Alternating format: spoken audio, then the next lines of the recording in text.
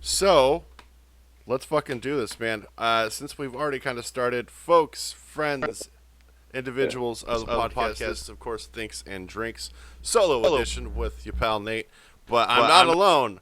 I actually have a bona fide UFC fighter with me right now. Jordan, how are you? Doing good, Nate. Man, I'm Tonight. great. I want to thank you for your patience and your time, and more importantly, thank you for going to all the way to Abu Dhabi for not just your job, but it's definitely something that you love doing. I suppose. Yeah, we can start anywhere, but Jordan, I suppose why don't you say hello to your folk and your people, and we'll just chat first. I don't want to do one thing or another. Hey, well, all right, Nate. I know it's actually morning time back there in Cali, and That's I'm right. over here in Abu Dhabi.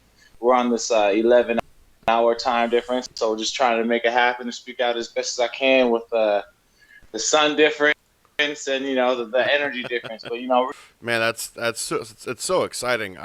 We were talking a little bit via DM, and just the flight alone, you made it really. You made it sound really dope. could have been, man, a 15-hour flight. I mean, it's the longest flight I've ever been on, and I'm pretty sure my excitement was made any flight really. Yeah, I'm not sure how you really pronounce the airline providing for us during this whole trip. It's just been like really awesome, you know. Mm. It's like they got that oil money out here, got that oil, and Oh they my are god! spending. I tell you, man, it's What awesome. stood It's out the great. most I love so it. I far love being. about your up till today? What's not only the most memorable, the best thing, worst thing? Please tell me how you feel out there. Um, best thing, dude. We're in a 5-star hotel. They have you can literally walk from when you're walking from one part of the hotel. Like they have Ferraris. We saw some McLarens out there. It's just amazing. That's out here. It's just hospitality, Really? man. Like everyone here, really open to let us experiment with our culture, with like the clothes and everything. Yeah. I mean, I just love the atmosphere Hmm. that I'm in right now, and this just seems. I mean, to be in the UFC, how I got here, and like a dream, just a being my first fight in Abu Dhabi, having this just amazing service is just off the charts. And then and another like one of my favorite things is I just been top level UFC fighters like Carlos Condit, like Jermaine, and other Whoa. fighters, Sky Ramsey. Like we're all like riding the bus together, and it's kind of funny that I'm just like, oh, what's up? Just introducing to myself to them, and then like they didn't say, or not all of them. To my friend who's cornering me, they're like, because he's been in the UFC and he's been. Uh huh. Oh, so what's up? You train him now? That's my guy. We just had a fight. Like, oh, we died. And he obviously he came back and told me, and just like having some notoriety platform for the first time is also a great feeling. The worst is, got to be all the quarantine, Uh, man. We flew into Vegas yeah. on Wednesday, and then from there, routine Friday, we got onto the plane. We got here, so they released us on a quarantine on Monday, and we chose damn near 6 days. Whoa. So I mean, if you're fighting and in any type of combat sport, you're already mentally tough. But quarantining, I don't give a shit what size, your type of training. I don't care. I don't care who or what you are. quarantine it's so defeating. How do you manage the mental toughness and the how do you manage it? You just put the back and you be like, at the end of the day, it really does. Like, I'm going to get to perform on the best really long year. It's just accept it. That is a great way to look at it, my man. That's that's wise. You've really waited. And Mm-hmm. about your 3 years, do you want to talk about your Dana White Contender Series runs and rather appearances and some other fights that you had in between? Yeah, man, let's do Well, it. let's go back. What Dana, when questions do you you have got about the that? call the first time for the very first Contender Series, that was 3 years ago.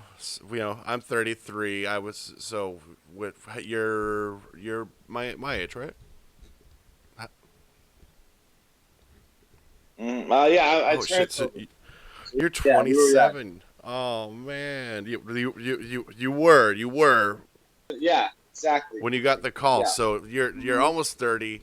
You're getting a little older, maybe, and your career has it's not going bad, but you're not and you weren't in the league that you wanted to be in. So maybe you're asking questions, this, that, the other. You get that call. What's going through your mind? Well, but not that much time to process it. It was a 5 day. Basically, I snuck on the show every time. It was just like, well, the second time, this. So, I can,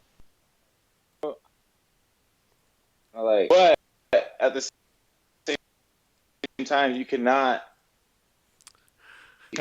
so you gotta, like, and like, she's it. She's, if you turn her down, it could be like, and it's not like that reverse cycle. Like, oh, so now she wants you. No, you turn her down, she gets pissed off. Like, all right, I'm never talking to you again. So I say yes. I go in there. I get the I love win over Tim Cairn. not to He was interrupt, 9-1 at the but that time. analogy is fucking Yeah. perfect. Hey, you know what I'm saying? I could run with that. I will run with that analogy. So the first time, you know, I finished the guy and on a 5 day notice. So I'm thinking type 1 diabetes, but like I think it really missed that boat. Sell that like, Mm-hmm. hey, this guy's a stuff about bringing some good publicity. I remember that. I remember that, and I was thinking, So, geez, like I get it. You're uh the boss, and the boss has to, do and or say things that are harsh. But Dana, my huh. God. Yeah, man, it was hard to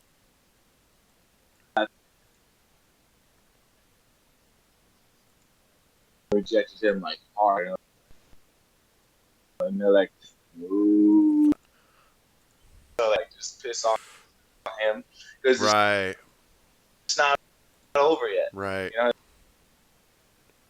You know, like if Continue, the please. second time around, Continue, please. Sorry, I didn't mean to interrupt. oh, Ramazan, Yep. and then like I had a fight before that, a Uh Bellator huh. fight. Finished Hugo Sanchez in the third round, or excuse me, Sanchez, Diego Herzog. I finished him in the third round via like a standing TKO. So then now, okay, Jordan, I had a full training camp, feeling really good for the next fight. Apparently, judges my decision. It was an absolute war, back and forth. Yeah, I remember that actually. I remember that really, really well, and I remember thinking, what? How how do you get that conclusion from seeing that? Anyway. I ran in the first and the third, and and even in the third time, he like folded over his own. He was able to recover. The second charge, when I dropped him, Dana White, where he messed up and let me like just keep it standing, keep it, and could have got the finish, that way. And I do admit that had made a tactical error. I went for a guillotine. I didn't realize how shot my arms were, which is stupid because you should That's know. right. You should keep tally of your body and what you can perform at what time during it.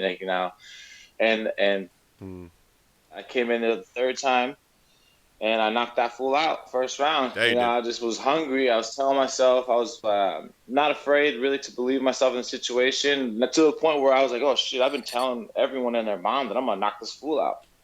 I better do it, So I kind of like and fought my way out of it, and I got the knockout win, which finally earned me that contract. And it's just like, to finish that analogy, is what I was saying. Like, that hot girl at school, she's been rejecting me for years. But I was able to stop her in the hallway 2 times. Both times she says, "You ain't shit." Like, the first time via Dana White, and the second time via the judges. So like, you ain't shit. And then the third time, it's like the third time I go tap on her shoulder, she just turns around, hands, and so it starts going to town on me. I'm like, whoa, whoa, whoa, this is too fast. The guy who's been chasing her for years now is just like, oh my god, this is too fast. And then full circle, I got a lot of hunger, a lot of anger, and a lot of calculated violence, if you will, that built up over the years to let me go ahead and pursue that. My last fight. Man, I love it. That's such a great way to share your story, because whenever people have tried to overcome things, we always hear about that analogy of the one that got away, right? That's absolutely right, because here you're literally about to do the thing against Nassourdine Ivanov, and this cat, I don't want to over research, but I'm definitely impressed with his MMA record, and I'm gonna go ahead and pull it up in Google Chrome. I know you don't want to go too much into your strategy, but we talked about how you like to fight. I'm curious, with not necessarily just this next fight, but with all your fights, where do you like to focus upon when you're doing your research and you're getting together, your camp? What do you like to focus upon? My coach Dagestan, I love the guy, but sometimes he gets a little worried, and he's like, but like that's what you need. I need to be the guy who's fearless, and let's like worry about this, worry about that, and everything. So we have a good balance. We have a good balance of how we work, and we really, with this fight, with any fight, like I said, anything, but with the finishes, some ground and pound. He's got it. So he's like he finishes it when he goes to the ground. He does have some standing shit. Like I watched the fight. He needs someone to the solar plex, and was able to finish the fight that way. It looked like a really weak knee, mind you, but I picked up from this guy his fight videos that he's got a nice straight left, a clean hook that he likes to throw on the backing up, and then just like that kicks, or he has it in the fight that I've seen. His camp or his outlet did really good in keeping his videos off the internet. So That's interesting. That's interesting that you say that, because we all, don't wrong. You got to sell fights, and you got to, champs that are successful in any sport, what do? They do all kinds of ads. They do reads. They let people into their wherever they train, their academy, studio, whatever. And next thing you know, you start to see how Serena Williams works, or Naomi Osaka, who just won the U.S. Open. And of course, Kamaru Usman, champ at 170, and all these incredible athletes. You start to understand how they move and how they work, and then it gives you more insight. So I wonder if before you're all famous and well sought after by whatever for whatever reason, if you're at kind of a benefit to not have your shit all over the internet, because then you much like how you train, and I won't go into what for the audience and if people want to lift it, but you have some tricks up your sleeve, and those are good fucking tricks, and you only know about it if you're seeing someone do it, and that's fucking genius. And learn their Mm. UFC fights. Well, all five of Yeah, those UFC fight pass. all week. He gets exposed. How creative can he be? And I've already had the against RoboCop. That's fascinating because I'm such a not a fighter. I'm like, oh no, don't find out how I fight. I don't want to lose. But that's when you're talking to a professional athlete like yourself. What's fascinating about it is that you're not. It's part of the game, and you're not afraid to I don't, not exposing what is the goings on of your fight IQ, but just you have to accept it that all right, well they see how I apply the forward pressure, and they see this, and they understand that I'm good standing, good on the ground, and I know the different levels. They know that I know the levels. This is gonna have to be interesting, and it's Yeah, and go ahead. oh yeah, I'm sorry. Yeah, and I have to cut you off, and it just I can play off that. Like, okay, my son was like, okay, Jordan, rewatch your last fights. Okay, he's gonna see that I like to strike. So like, What? what can I do?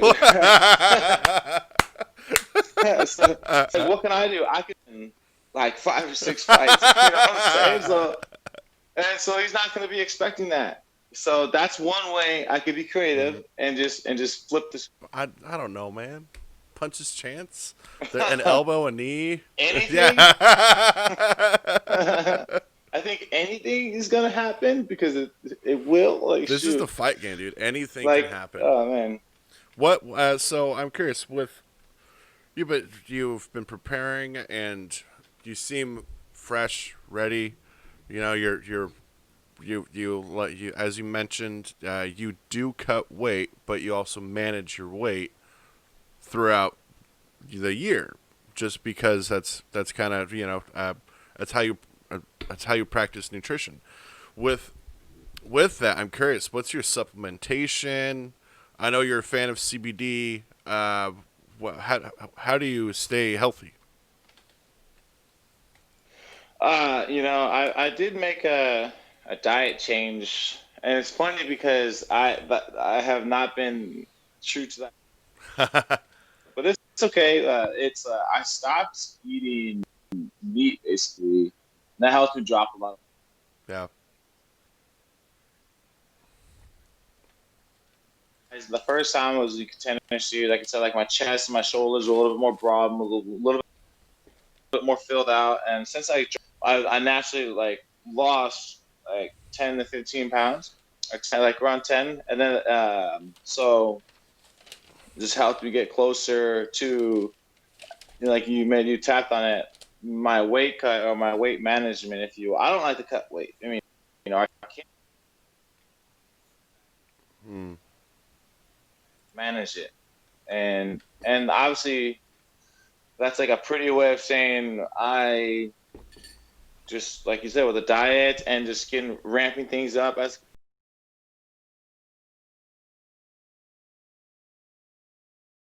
now other people when they do that they start to cut. They're like, okay, well if I'm already weighing 185 when I'm getting closer to the fight, I can make one. Hmm.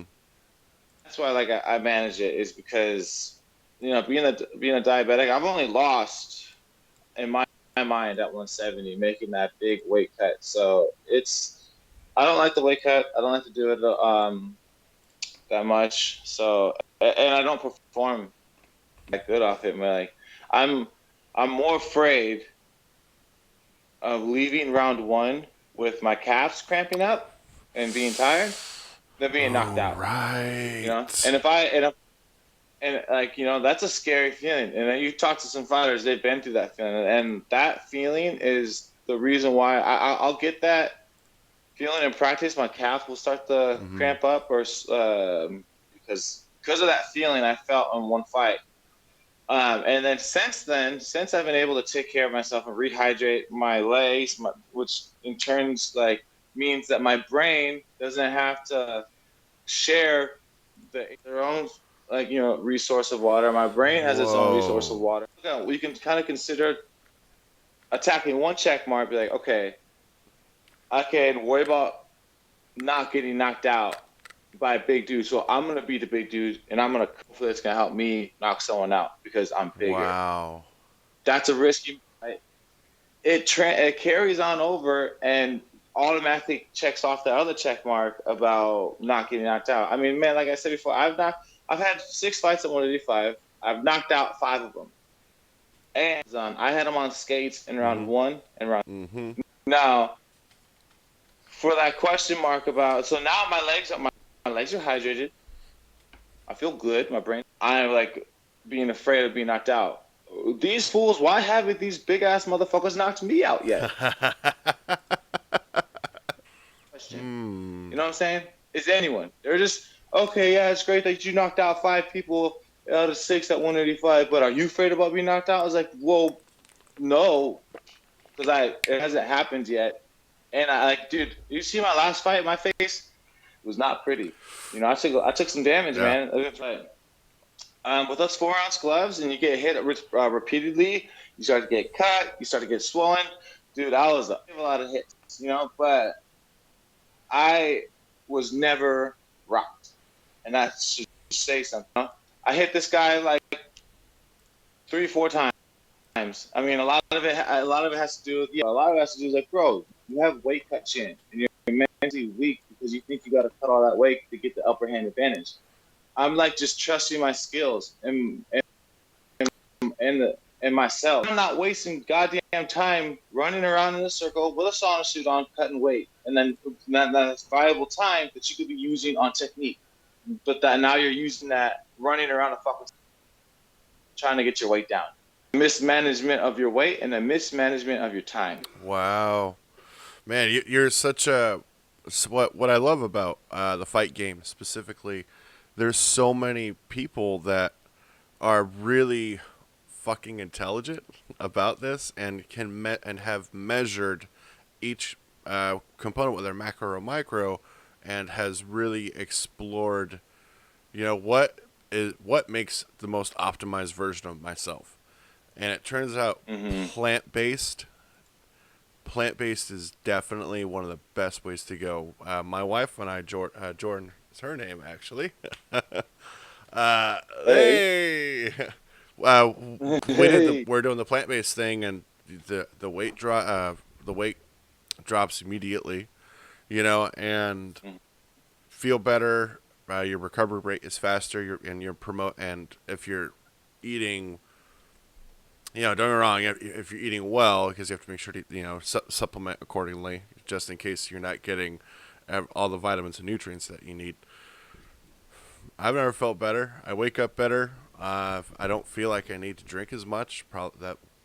Which speaks to your metabolic rate when you're plant-based, because your metabolism is amazing, and your overall mental health. You know, this podcast, if nothing else, it's a mental health platform, and that's what we try and share with, you know, with the world, I suppose, is promoting a good mental health. And, you know, diet, exercise, you're literally hitting all those beats. And so I'm curious, considering your diabetes, what do you do for leisure, pleasure? What's a fun thing that helps you, you know, further as not just a fighter, but also as a human being?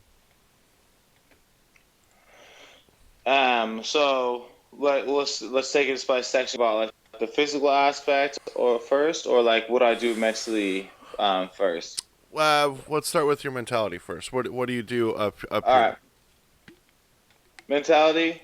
Oh man, I could just, and the juice for my mental game has just been pouring through the glass, man, overflowing, man. I could just open up a message from a little bit, so much for just continue doing. Now, since you do what you do, I wanna do what I wanna do now, and I'm going to do it. And I have like so many new messages from, and I feel so bad because I want to respond to everyone. And thank you. Shout out to everyone who's been responding to me, especially out there. But man, I just got, it gave me goosebumps. And like this like little kid from Argentina, and he just like drew a picture of me. He even got the abs, and he got the star on my arm. He got the tattoo on the chest, man. And he's just like, dude, you're such an inspiration to me. And like just the Oh, power, like you just inspired me to try to be great. Okay, you try to hear a little kid tell you that you're inspiring him all the way from Argentina, and he's drawing pictures of you, and you tell me that's not gonna light the fire underneath you to go over there and whoop some ass. You know what I'm saying? Or just to take care of yourself. You know, like man, I like just and then just hearing the exact same story from all the other diabetics. Just like my doctor said, I couldn't even play tennis. My doctor said I shouldn't even do this, do that, and then like and I'm just giving them that ammo to say, fuck your doctor, man. He ain't shit.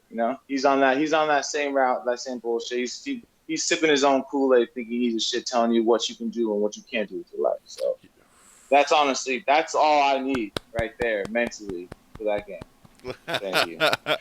And then physically, it's just kind of like if I take care of my diabetes, I have to be more on point with my diet, more on point with my nutrition, and what I'm in my intake and output.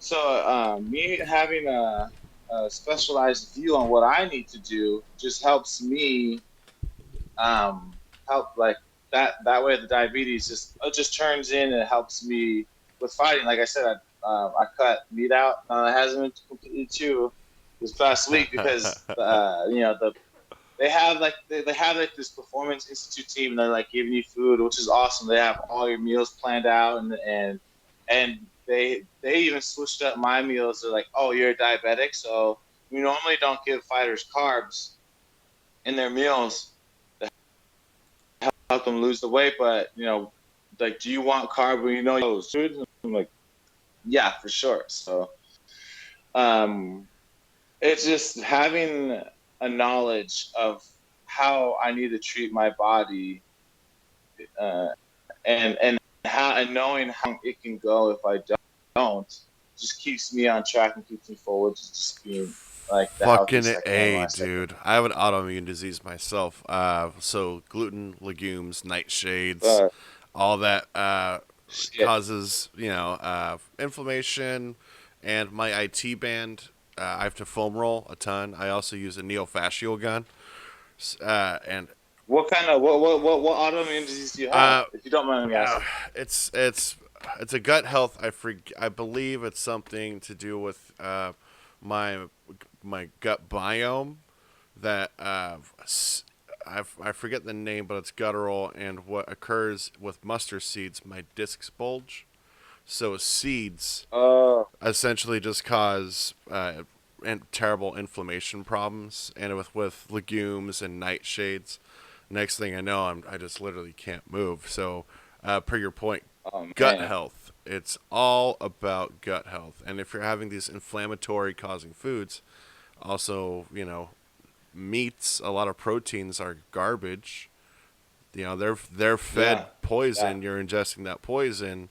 Next thing you know, yeah, there was an oil of a hydrogenated seed oil that they consumed. You're getting a refined version of it.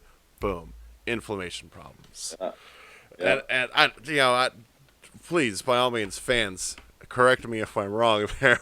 But this last I checked, your gut health, definitely it's transitive data and metadata that informs your mental health. And if you have a compromised Mhm. either of those, you're not going to be in tip top shape. And if for an athlete, a professional athlete like yourself, I can only imagine what your supplemental stack and your nutritional stack, what it costs you a year to be in shape. And I'm curious, how do you manage the landscape, the financial landscape of your lifestyle? Hey, I'm not gonna lie, it was financially difficult, man. It's financially difficult just buying my own medicine, let alone Right. um the Mm-hmm. supplements, So I like to do like there's this nice Vega plant-based protein that I like to do. Magnesium is also a great supplement for diabetics, specifically type ones. There was this book that my friend gave me to read, and on the first page, it was like I learned more from this on the first page of this book than what I learned from the doctors Jesus. when I was first diagnosed. Because they told me I was they missed when I was first diagnosed. They misdiagnosed me as a type two, like and then they have this thing like, oh well, and then a month later they finally, because they got me on the metformin, and which body release the insulin that it's still producing, because what happens with type 2 diabetics is that there's a chemical change for the amount of fat that you have, and the brain signals getting tricked and or not relayed fast enough to get the insulin out to break down the sugar crystals before it enters the blood, before it's a safe amount of in your bloodstream. Whoa. So so What? I was going on a month. I was really a month, like, of being fucked up and not knowing, or it was a couple weeks. I lost 20 pounds in a couple weeks, and people were asking me if I was on crack, on drugs, and then the girlfriend I was dating at the Mhm. time, she was a medical assistant class, and she said, "You're acting like a diabetic," and that's how he found out I was diabetic. So at that point, it didn't get better. It was a month of me on metformin, and they're looking at me like, "Dude, like, your blood sugars are still really high. What's up? What's up?" Like, still trying to blame me for it, for their misdiagnosis. And then later, I'm like, "Hey, I don't think this is working." And you know what? Type 1 over their ass and say that I changed from a type 2 to a type 1, which isn't physically possible. So, I was what? like, What? it's just like, what the fuck? Yeah, I so it's haven't just like, evolved. yeah, right? You know what I'm saying? Like, so, um, it was just funny dealing with that. And then I read this book, and this book's on the very first page. They're like, if you gained weight and are going through certain changes, you're type 2. But if you lost to these certain other types of changes, you're type 1. And this is like the very fucking first line or page of this book. And I was like, you mean to tell me I could have had this book a long time years ago, and I could have diagnosed myself better than these fucking doctors? So Yeah, yeah, yeah, pretty man, much. like, uh, That fucking dude, so like just sucks. nutrition, right? Ugh. No, right? I'm glad. No, I can laugh. Thanks for reminding me that I should laugh about that now. Like, I just, I bring up that story, I just get pissed. But Man, it's just like, yeah, I absolutely agree. I was born with ADHD and given behavioral meds at the age of 6. Concerta, Strattera, mm-hmm, Adderall, Ritalin, and another one that I damn. forget the name of. And I look back and I think, dude, you did not need to give a child who's just a crazy kid meth. You did not.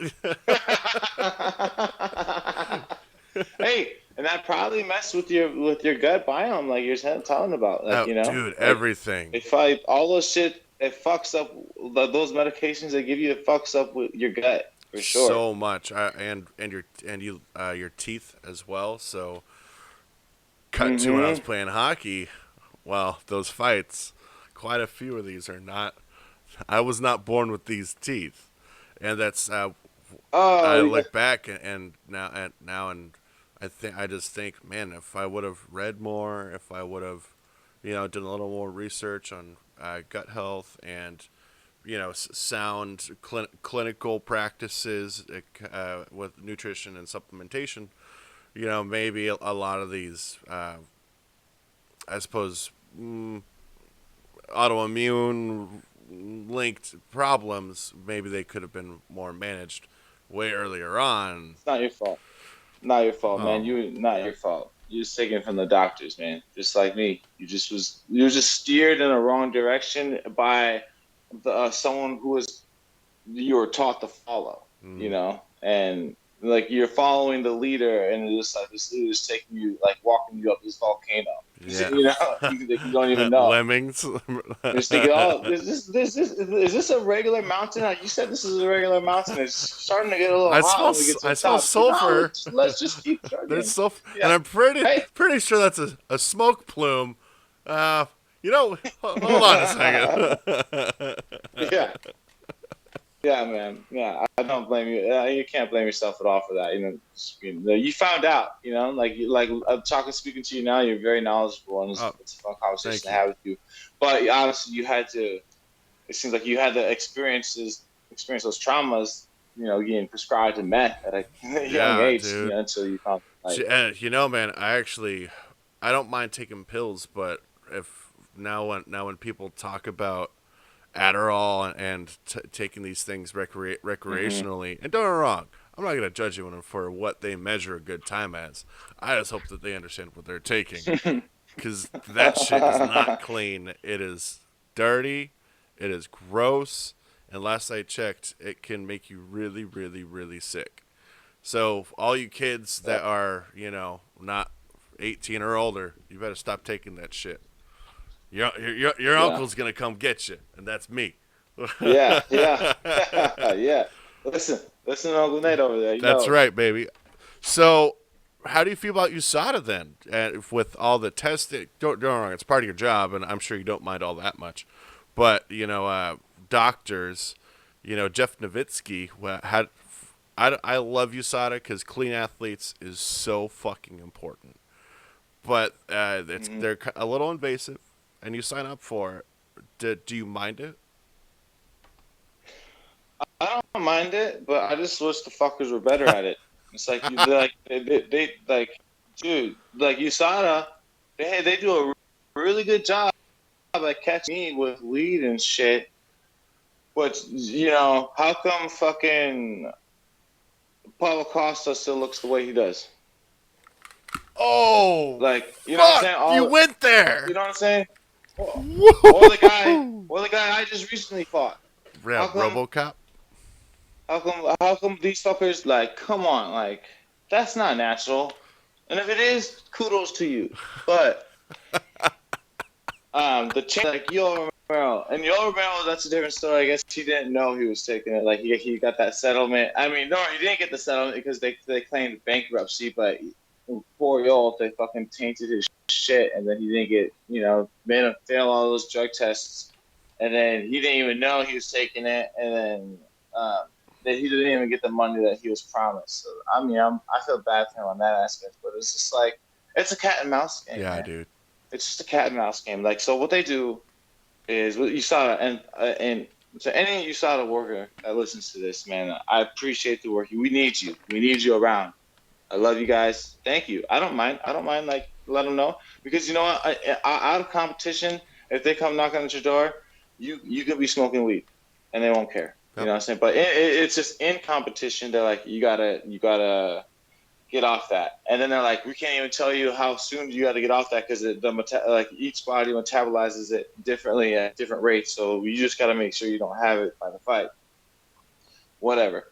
But like with the steroids, it's like it's a cat and mouse game, and they'll take this steroid that's been not tested yet or not rejected yet, and they'll take a couple months, but it takes you that long to process it and tell them, hey, that's something.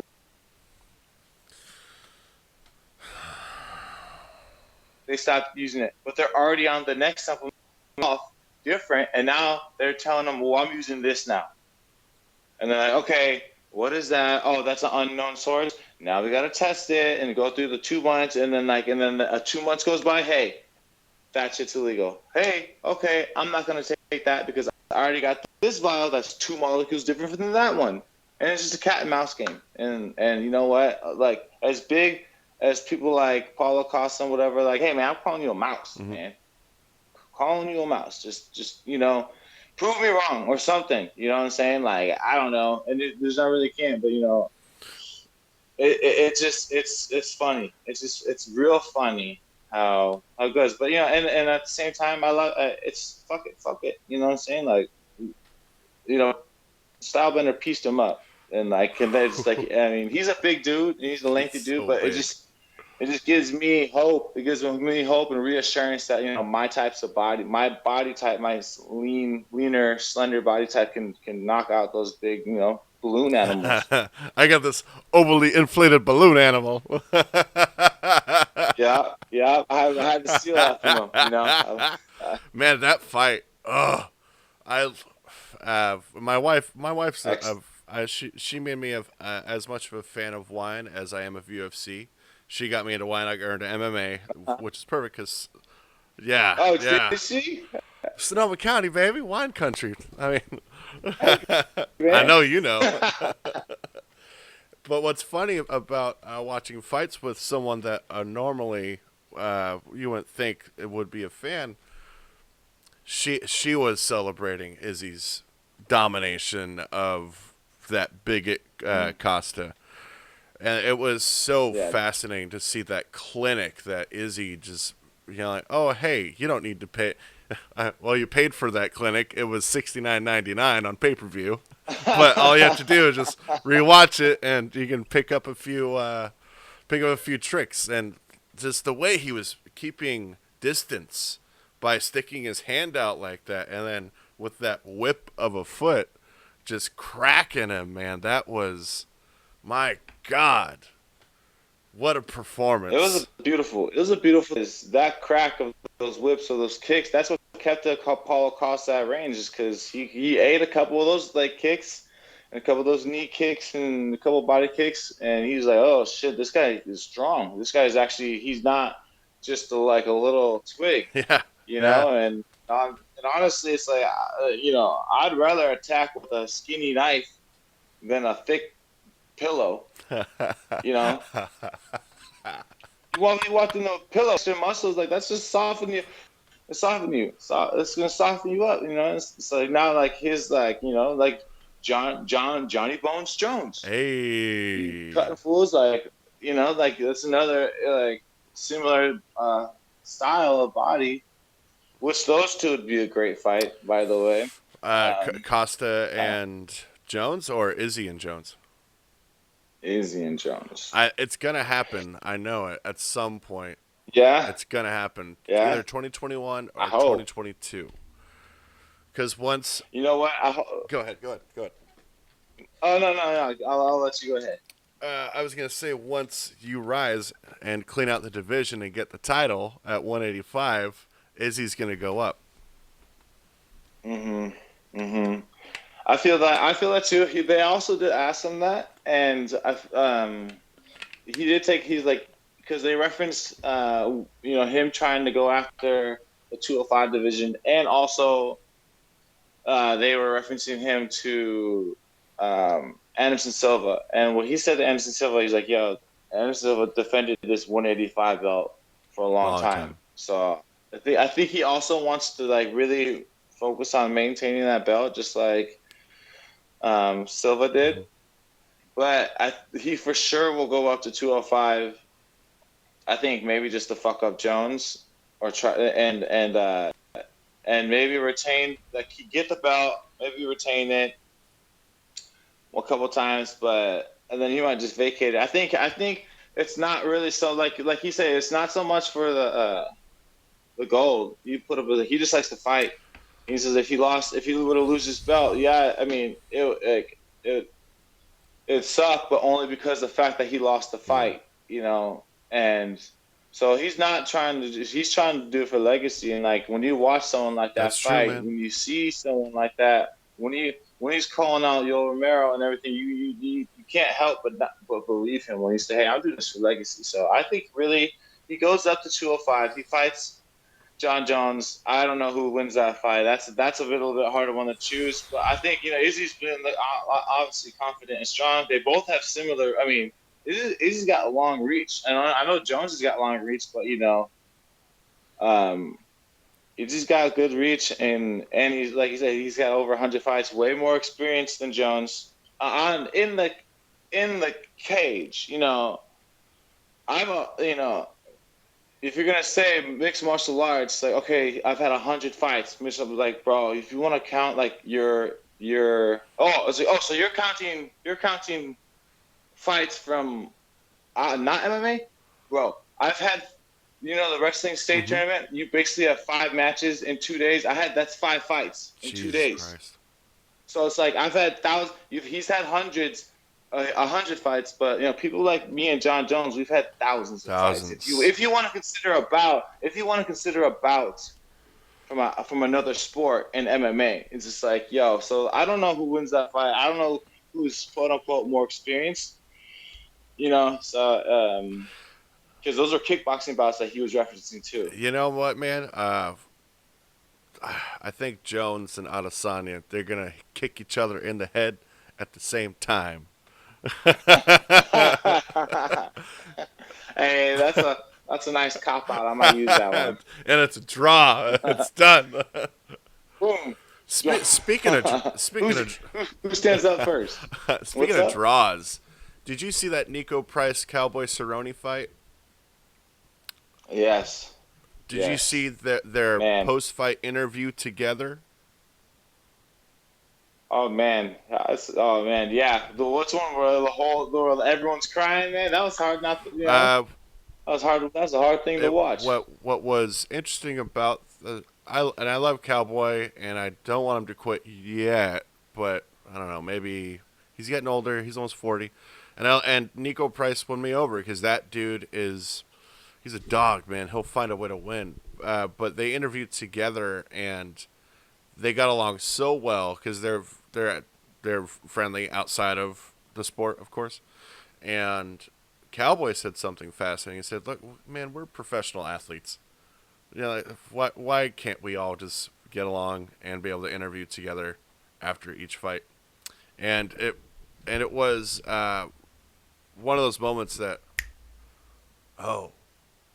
that's the difference between a veteran and maybe someone that is like a Colby Covington type, where they're just trying to get a name for themselves. Looking at the sport for its purity, as opposed to you looking at it as a platform to do whatever. And don't get me wrong, sure you can be a great martial artist and do and practice both things, I guess. But what was fascinating about this whole Izzy Adesanya versus John Jones thing is that example of Nico and Cerrone getting along was just kind of like, all right, I don't think we're going to see that. So how do we sell this fight to begin with, and how do we sell this fight to not just not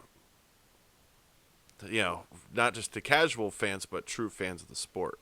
Because John Jones and Izzy Adesanya, if we were to see them like be chummy and get along and make jokes together, maybe roast the sport or whatever they do, that would sell more fights than this discourse back and forth that isn't really all that interesting. So and seeing as you're a fan, you're in the same division as the current champ Izzy Adesanya. How do you feel about all this?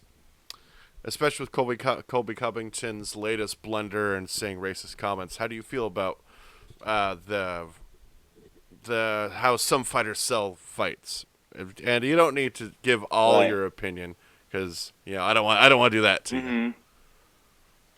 I feel you. And hey, my man, this hour's been great. We have to be the last question I ask, just because I have a physical therapist appointment with the UFC, the therapist at 8:15 my time. Sure. I just saw the alarm go off, and I'm more than willing for us to want to continue to do like a part 2 tomorrow and pick up right where we left off. I'm so down. Yeah. I'm really enjoying this. I'm really enjoying this. But to answer your question, they are selling two different aspects. Like Colby's selling himself, and to me, and Nico Price and Donald Shirley are selling the sport. You know, it's kind of like what can you take out of it? It's like who are like Colby. I respect both sides. Not the racist shit that Colby's doing, but like other people like let's just say Izzy. He's defending himself. They're not getting along. He's humping Paulo Costa after that fight. He's sticking up for himself. Colby, he's doing his thing. He's making money. Colby got world title shots, not because of his skill, but because of his mouth. Put his skill on the table to be viewed. So I totally get both sides. And me, I'm neither, man. Like I'm just fucking competitive. I just don't like to lose. I don't like to talk shit. I'm not like Izzy or I'm more like Izzy in the sense like because Paulo Costa was talking all that shit and then he's like okay bitch you want to talk shit then I'm gonna piece you up so then I'm kind of like more of that mentality but not that aggressive. I'm like oh you think shit all right we wait I love my hands you're talking motherfucker. And like after my fights it's personal because we're professional athletes but it is bro. I'm like you're trying to knock me out in front of my mama. How is that not fucking personal? And I'm trying to do the same to you. You're trying to take my dream of being this UFC win, and I'm trying to take yours. How is this shit not personal, man? Like this shit could be on ESPN replay for fucking the end of time. When Rashad head kicked that fool saw his replay on being replayed over and over and over. Yeah. That fucked with his head. Yeah. You know what I'm saying? Like this is not a game. This is a contact sport. Your life, your health is on the line. So whatever you need to do to make sure you cross that line on the proper side, I respect it. Maybe not as far as what Kobe was doing with the racial context, because that's bringing up people that you don't talk about my fucking people. They don't have nothing to do with this. Yeah. Just you want to talk to someone, talk to me, bitch. So that's how I feel about that. It's all strategy. And like if someone talks to me, I talk back a certain amount. And but you know what? After the fight, I show love, and everything. But I'm not like over there and the guy like, oh, that was a great job, and like just because I won, I'm raising my hands, I go over like, whoa, that was a great fight, man, go kudos, and because I've been that guy who's lost, and you're fucking pissed. Yeah. Straight up, you want to fucking murder, you want to run it back right then and there. Yeah. And you're pissed, and so I like after the day or two after my last fight with Ramazan, I was like, cool. I called him out. I was like, hey, let's run it back. Didn't get a response from him. Didn't get a response from Dana because I was like, yo, let's run it back. Which also solidified. It took me a couple days to like get to that point. You know what I'm saying? I wasn't like he's all hugging me after the fight. I'm just like, okay, dude. Okay. Like really not in the mood for this right now, man. Right. Exactly. You just took I just lost $5,000 out of you just took my win bonus, bro, and my took away my contract. So it's kind of like just a give and take, and just where you're at mentally with the whole shit talking and just how you do. Donald Cerrone and Nico, like I give props to Nico for his mental, how young he is in his UFC career to have that same kind of level of mentality as a veteran, like like Sean Cerrone. He's like, hey man, we making money. I got a kid, man. He's like, he's on the other side. But for someone like me, I'm fucking hungry, dog. Yeah. I'm trying to get there. I'm trying to get to that point where I can not care, if that's even possible. Man, Jordan, thank you so much for this interview. This was fantastic, brother. Hey, man. Like I said, I appreciate you. Let's see. I'll run it back if you have some more time before this week, or if you want to do the part 2 after the fight, man. I'm down. Always down to talk to you, brother. And hey, like let's do to everyone else watching. yeah, we're another Santa Rosa native, man. Let's link up in person if you Hey, want. man, I was going to say before I was kept interrupting you, let's do a part 3, I was going to say, for when you get back from Yaz Island. Okay. And we can do part 2, Okay. easily either tomorrow morning or whenever is best for you. My tomorrow morning, your evening. Perfect. Sounds good, man. Sounds good. Absolutely. Man, brother, this was social media at BOMAYE, Boame, MMA on Instagram, and of course, Twitter. All right. That's it for me. I'm Nate. You've been great. Thanks for nerding and learning and having a think and a drink with me. All right. Bye, everybody.